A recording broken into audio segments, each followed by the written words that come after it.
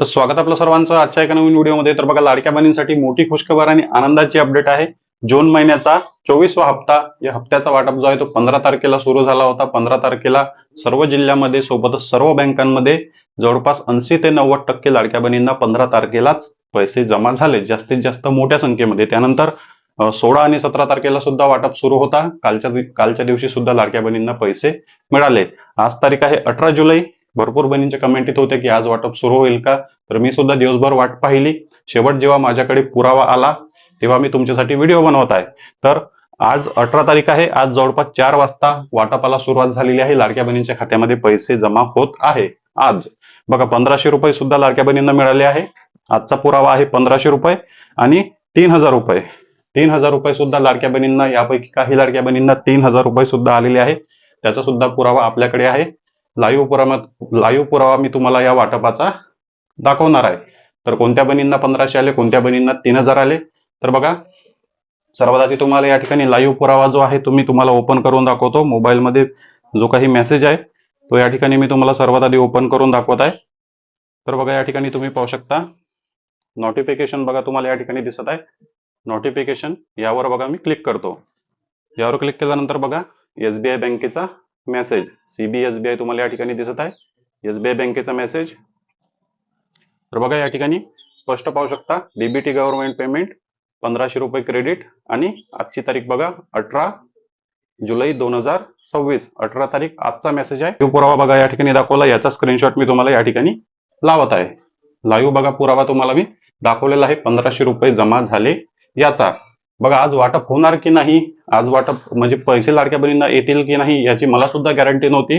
पण जेव्हा पुरावा आला तेव्हा मला समजलं की वाटप सुरू झालेलं आहे. तुमचा सुद्धा या गोष्टीवर विश्वास बसणार नाही, कारण वाटप खूप कमी प्रमाणात सुरू आहे. होऊ शकते आजचा वाटपाचा शेवटचा दिवस असेल किंवा सर्व लाडक्या बहिणींना आज पैसे येणार नाही. पण बघा, आता दुसरा पुरावा या ठिकाणी तुम्हाला दाखवतो. तर बघा, DBT गव्हर्नमेंट पेमेंट रिसिव्ड 3000 रुपये. 3000 रुपये बघा तुम्हाला या ठिकाणी दिसत आहेत. 3000 रुपये. आणि तारीख बघा, आता तारीख आहे कालची 17 तारखेला. 17 तारखेला हा मेसेज आलेला आहे. बघा, 17 जुलै 2026. 17 जुलै 2026. 3000 रुपये क्रेडिट पोस्ट बँकेमध्ये. मग हे 3000 कसे आले याचं बघा प्रूफ मी तुम्हाला सर्वात आधी देतो. पोस्ट बँकेचं अकाउंट असल्यामुळे काय झालं, मागच्या महिन्यामध्ये DBT ऍक्टिव्ह झालं.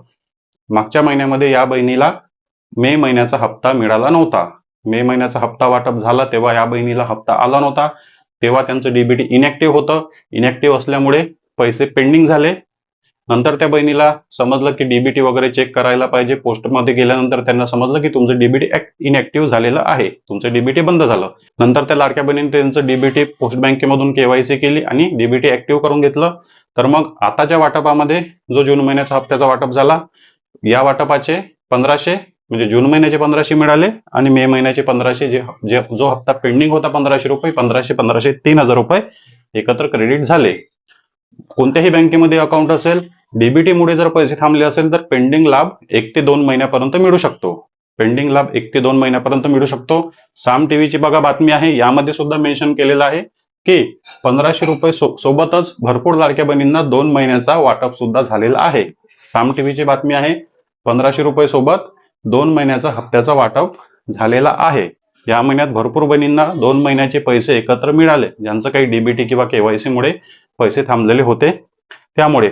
आणि हे सर्व झाल्यानंतर जरी तुम्हाला पैसे आले नसेल तर सर्वात आधी बँक बॅलन्स चेक करा.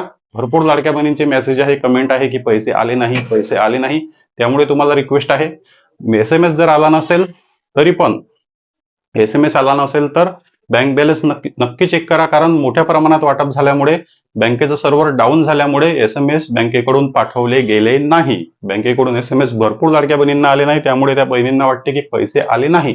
पण बँकेमध्ये गेल्यानंतर त्यांना समजते की पैसे जमा झालेले आहे.